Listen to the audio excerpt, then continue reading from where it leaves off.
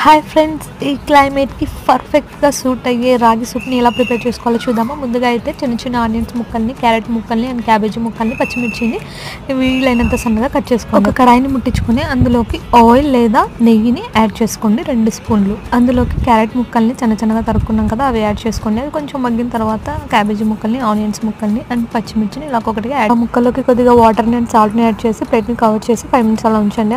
అంతలోపుగా మనం ఒక కప్పులోకి ఒక 5 స్పూన్ల రాగి పిండిని తీసుకొని అందులోకి కొద్దిగా వాటర్ని యాడ్ చేసుకొని వీడియోలో చూపిస్తున్నట్లు కంటెంట్స్ వచ్చేలాగా కలుపుకోండి. అండ్ నెక్స్ట్ అయితే కవర్ చేసిన ప్లేట్ని తీసేసి అందులో 4 గ్లాసుల వాటర్ని యాడ్ చేయండి. అంటే దాదాపుగా 1 లీటర్. ఆ వాటర్ పూర్తిగా మరిగిన తర్వాత మనం కప్పులో కలుపుకున్నాం కదా రాగి పిండిని, అది వేసేయండి. సో మొత్తంగా అలా కలుపుకొని ఫైనల్గా మిరియాల పౌడర్ని కొద్దిగా యాడ్ చేసుకోండి అండ్ కొత్తిమీరని కూడా యాడ్ చేసుకోండి. చూడండి, వేడివేడిగా సూప్ ఇంట్లోనే తయారు చేసుకోవచ్చు. Please subscribe.